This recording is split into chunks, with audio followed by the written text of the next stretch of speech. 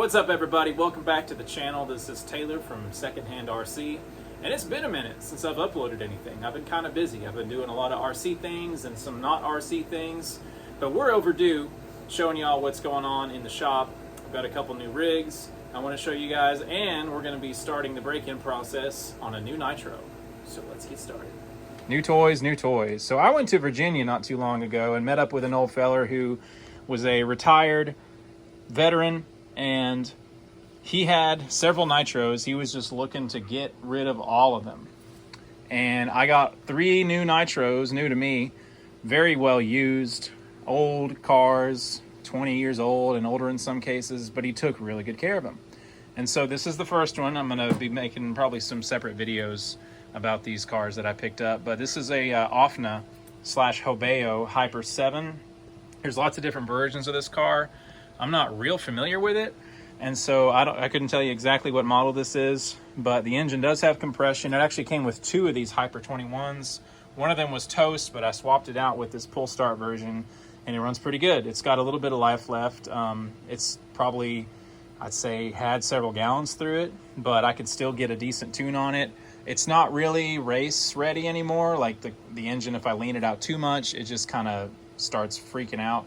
And so I got to run it kind of rich, or else it just gets too hot. But it's fun to piddle around with, and you know, it's super vintage. It's not exactly a modern race buggy, but I might run it a little bit at the local track and see if I can get some brownie points for the sickening vintage look.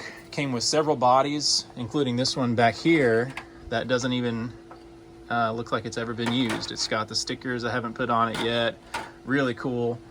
This guy just took great care of his cars. You can see it's a little dirty. That's from me. When I got this thing, it looked brand new out of the box. So that's pretty cool.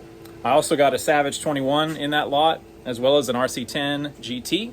I haven't done too much with either. The Savage has been giving me trouble, and the RC10 is only a bump start, and I haven't been able to get the bump box to work yet. So I'll deal with that in a future video. But also, let's check out this low-C truggy I ended up with. This thing is awesome. This is a 4.0 low-C 8T, the truggy, and it's got a lead finger body on it that I bought and painted. Nothing too extravagant. I'm not a very good painter, as you can see, but I had fun with it. It's got the Dynamite 28, which tells me this is, I think, the RTR version of this truck. It also has the shock towers that would line up with that theory. I won't take the body off right now just because it's pretty much a bone stock car, and if you're familiar with this model, you kind of know what it looks like. Great truggy. The engine has a slight leak around the exhaust header. I've got to figure that out. So it runs a little funky, but it's quick. And heck, there's enough Nitro truggy guys at my local track that I might have to pull this thing out one day and take it to the races. And this car I got for free from my friend D, also from Virginia. Something about these Virginia guys, they just rock. And he ended up trading for a Kyosho Nitro. Never had a Nitro before, brand new to the whole thing. And the guy threw in this truggy as a bonus and was like, I don't want this, here, take it. And he was like, I don't want this, here, take it, to me, because I was there as well, just to help him out with the trade, because I'm a Nitro guy, you know. And I was like, heck, don't mind if I do. And we got it running. I put a little short on the channel already of me running it. You can check that out. And someday it'll probably get its own video. So we got the truggy rocking and rolling. But the main thing this video is going to be about is my shorty, my runner short chassis Revo. I love this baby. This is the car, the model that got me into RC and specifically Nitro. But this baby had a problem. I put a new 3.3 in her about, I guess about a year ago, and I probably ran like 1 gallon through it.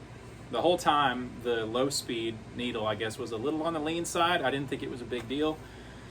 But after about a gallon, the engine blew. The compression just wore out and was gone. And I pulled it out. There was some scoring on the inside of the piston. I was like, dang, that's crazy. So just recently, I was able to pick up a brand new 3.3 engine in it. Just got it installed. I know some of you guys are like, why didn't you just get a OS 21? And I'm like, because I ain't got the money. At some point, maybe. I'd at least like to get either an OSK 11 or OS 11K, the carburetor, or maybe the new classic RC JW carburetor, which I've heard great things about. But for now, she's bone stock. But you know, I got another one of these cars, which I'll get right now, and that's my shelf clean version, right? This beautiful, brand spanking new, never been run before kind of car. But you see how it's red? Man, the red is nice. But I can't run this body because it's in mint condition. So even though I had that really sick, unique green body, I was always like, dang, I wish I had another red body that I could run and not ruin my shelf queen. Well, this week, eBay came through for me. Boosh. And I picked up this ugly fugly old thing right here with way too many stickers on it and a beat to heck kind of chassis and not a lot going on inside there under the hood. It actually did have shocks, but I took the shocks out to put in my other short chassis Revo. But this chassis really is just bonus because I really just wanted the red body. You see it's been duct taped up, it's in rough shape, but I can run it. And that's what I'm so stoked about today, friends, because I don't know, there's got to be some kind of deep psychology about this, but like this red looking Revo right here was the first RC car I was ever obsessed with. And finally, in 2026, I'm going to have a red Revo that I can drive around the neighborhood and beat up on, and I'm going to have a good old time. So today, we've got to fire this engine up for the first time and get the first tank of break-in done. I'm on a little break from work, so I don't have much time, probably just enough for an idle tank. But I'm going to walk you through how I break in an engine, because it's basically a hybrid of the Traxxas method and the Adam Drake method. And it's definitely not, you know, people have their opinions about how you should break in an engine, whatever. There's plenty of good ways to do it, but I just enjoy the process. So let's go put some fuel in that thing and get going. Take it outside. So there's multiple ways to skin a cat, as they say. The way I'm going to break this thing in is I'm going to use the Traxxas method, but I'm going to go easy on it, right? One of the main criticisms that people have about the Traxxas break-in method is that it's harsh, and I think there's some validity to that. For instance, cold start and then immediately giving it a little bit of throttle the first time you start this thing. Most people are like, let's ease into it a little bit more. I like that. I think that makes sense. So what I'm going to do is I'm going to preheat this thing to about maybe 150 to 200. I'm not going to be real crazy precise about it, but I've got a heat gun here. I'm going to put it on high. Got my temp gun.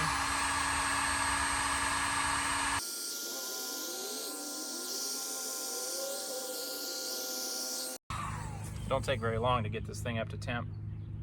I'm gonna put my fuel in. This is VP 29. You don't need a full tank, but over half, you know. I usually go about 3/4. I've got the tires off the ground, which is good for the clutch. And now I'm gonna prime it. I do like the easy start. People trash on the easy start. I think it's all right if you just kind of know what you're doing with it. See if I can get these tires well off the ground. So we'll prime it and we'll start it.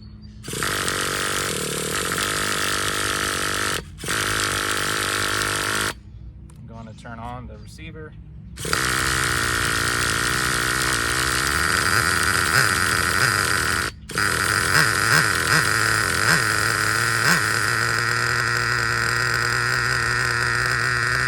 Got idle. Sounds really good. And that, ladies and gentlemen, is the first start of this new TRX 3.3 with a stock carb. It should be pretty easy like that. If it's not, probably should preheat it a little more. You want your wheels to be able to spin, because if not, if you're idling a whole tank, you're going to be wearing out your clutch for no reason.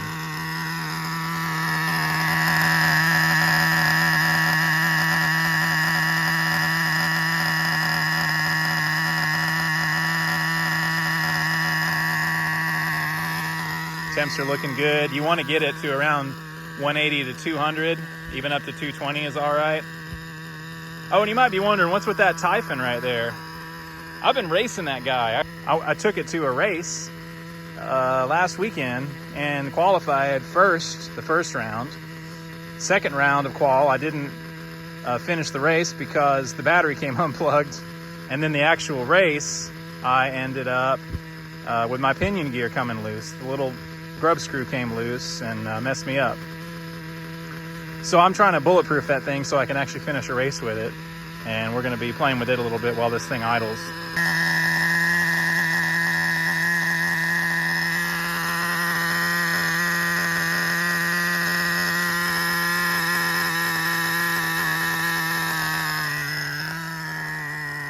I richened it up a little bit. I need to see more oil spitting out of this exhaust here. So we got the Typhon out. There's only a little bit of battery left in this thing. I'm just trying to get it back down to around a storage charge. But I'm also stress testing it to try to make sure I don't lose a pinion again, because that was very frustrating to do so well in the first qual and then just have issue after issue. So I'm trying to just send it to the moon and make sure that I don't have any issues with pinions coming loose, batteries coming unplugged, all that kind of stuff. So I figure a couple big jumps like this, ripping it around, I should know pretty well how it's gonna do in a big race. I'm limited. I'd give it even more air, but I'm gonna hit that fence that my neighbors have, and I know they wouldn't appreciate that, and I have to go chase after it in their yard. So I'm trying to avoid that, but I'm getting pretty good air.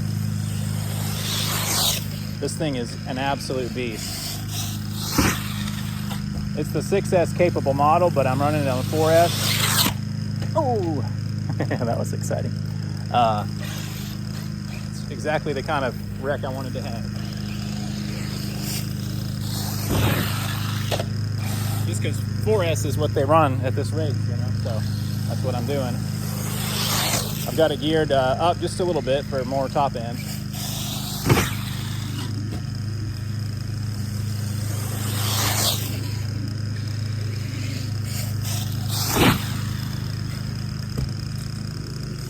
I've consistently launched this thing higher than probably any other car I've ever had. And she's a little beast, man. The only thing I've broken is a front A-arm, and that was just a really bad landing. Let me switch cameras here. But I love this car, man. Really responsive steering. Hold on, let me feel that. Okay, we're good. Yeah, just a good car. It's a basher. It's not a race buggy. But you can race it. People do, especially the TLR version.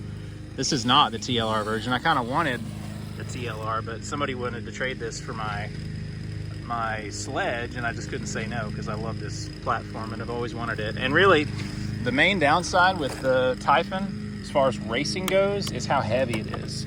Race buggies are like half the weight of this thing.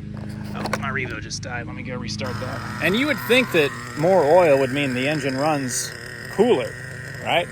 But a lot of guys say with a Nitro, the oil ends up having to burn too. It's like a byproduct in the fuel, and so it actually means that your engines burn hotter. So they're better lubrication, but they run hotter. So it's like a two-edged sword. And so the VP, being lower oil, it should run cooler, right? But it also lubricates less well, and you want a lot of lubrication during braking. So while I was doing this and I was noticing there wasn't a whole lot of oil dripping, I was thinking to myself, do I need to switch to Traxxas Top Fuel for the break-in? I don't know. Let me know in the comments what you think. But right now we got tons of oil flying out, and I think we're in good shape. So we're going to finish out this tank. You don't want to let it run all the way out of fuel when you're first doing break-in. It's just not necessary, and your engine tends to run kind of lean towards the end of the tank, so you could actually overheat it a little bit. It's not the end of the world, but I like to pinch the fuel line when I've got, you know, just a little sliver of fuel left, so I don't run it all the way out of fuel. All right, let's go check that temperature.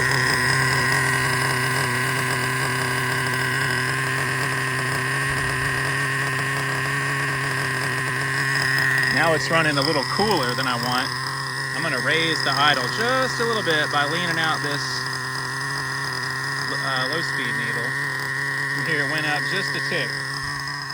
That's gonna keep us a little closer to 200. We were getting up to 230, which is a little warm, at least in my opinion. Now we got a little bit of wheel movement, and a little bit higher RPMs, but we're still spitting out the oil real good. So I'm feeling good. This is about right.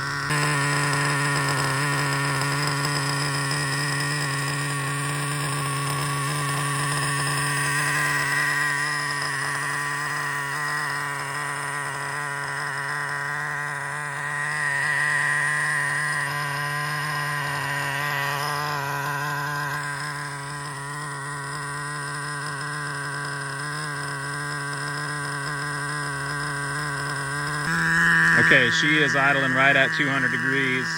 That's about perfect. Lots of oil getting spat out. And we are almost out of fuel. So I'm gonna go ahead and pinch her off here in a second. She really should run for a good 4 or 5 seconds at least after I pinch this fuel line. So we'll count it off together. Here we go. All right, that was only about 2 seconds. So that's a little fast for what I expected. I've always had that issue with this car. That's kind of interesting that happened. I'm gonna have to study on that. But we had plenty of oil spitting out the back, and our temperature was right on, so I'm not worried about anything regarding that. It's just kind of curious. If you have any idea why that would be, let me know in the comments. What I'm going off of is what a lot of break-in procedures tell you, which is that the amount of time that the engine takes to die after you pinch the fuel line tells you how lean or rich your low-speed needle is running. 2 to 3 seconds is fine for general running, but I expected it to be longer because I feel like I'm running it pretty rich for the break-in settings. Needless to say, that's a good idle tank. We have started our journey with this new engine. I'm gonna do a couple things. This is stuff you should really always do every time you shut off a nitro. It just takes a second. I like to try to just dump all the extra oil out. Look at all that oil coming out of the exhaust. That really isn't as much of a factor after the break-in is complete, but it just helps keep your engine clean, especially early in the process. I'm just gonna keep it clean. And also, if you don't do this now, if you happen to put your car up like this somewhere, it'll drip all over your floor and the carpet, and your family won't be happy. The other thing you should do always is remember to turn off the receiver and the transmitter, and then take your flywheel and put your piston in bottom down center position. Oh, this car is so tight. Ooh, that's normal. The compression on this piston is tight like it should be. So what happens is if you cut it off and the piston ends up at top dead center, that's where the compression is tightest, and as the engine cools off and that metal expands, it can lock up and you can have a stuck piston. So if you store it at bottom dead center or near the bottom, you're not going to have that issue with compression, and it's much easier to start next time, and it reduces wear on your engine components. So tank 1 complete. For tank 2, I think we're going to get it moving a little bit.